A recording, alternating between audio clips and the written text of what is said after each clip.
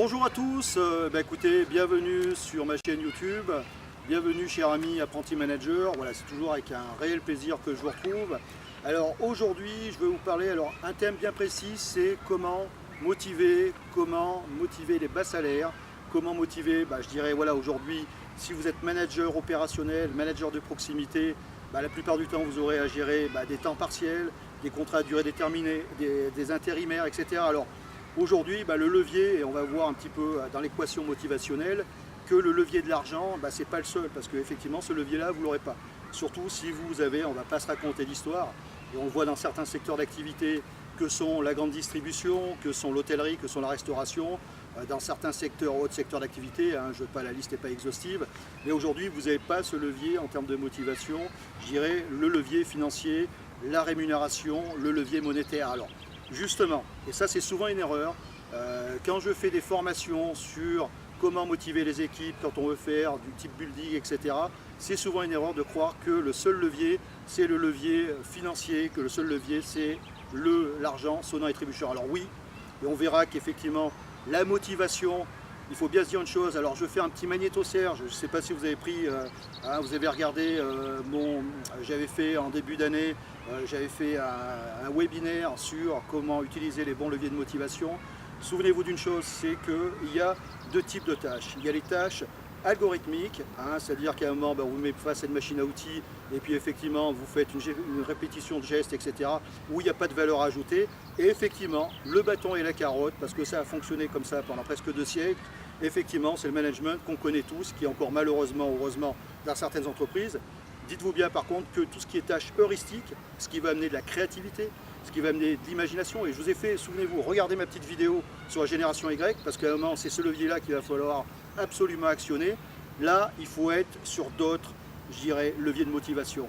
Et dites-vous bien que la motivation n'est qu'intrinsèque sur chaque collaborateur.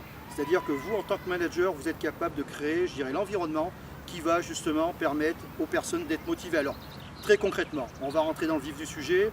La première des choses à faire, justement, vous n'avez pas le levier, on oublie, vous n'avez pas le levier d'argent.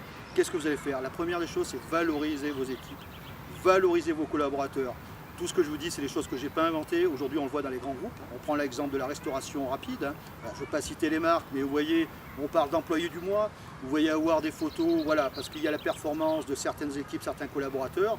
Et là, effectivement, ça ne coûte rien, ou 3 fois rien, simplement de valoriser.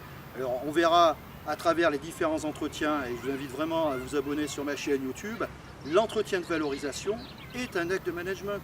Ça ne vous coûte rien à un moment de prendre la personne 10 minutes, un quart d'heure et lui dire simplement que le boulot qu'elle fait, c'est bien, qu'à un moment les objectifs sur lesquels elle tend, elle fait l'effort et qu'à un moment ça va marcher, ça ne coûte rien. Donc la première chose, c'est valoriser vos collaborateurs, vos équipes. Le deuxième levier qui est à votre disposition, c'est l'autonomisation. J'en ai déjà parlé un petit peu dans mes dernières vidéos. À un moment, donner de l'autonomie à vos collaborateurs, déléguer certaines responsabilités, déléguer certaines tâches.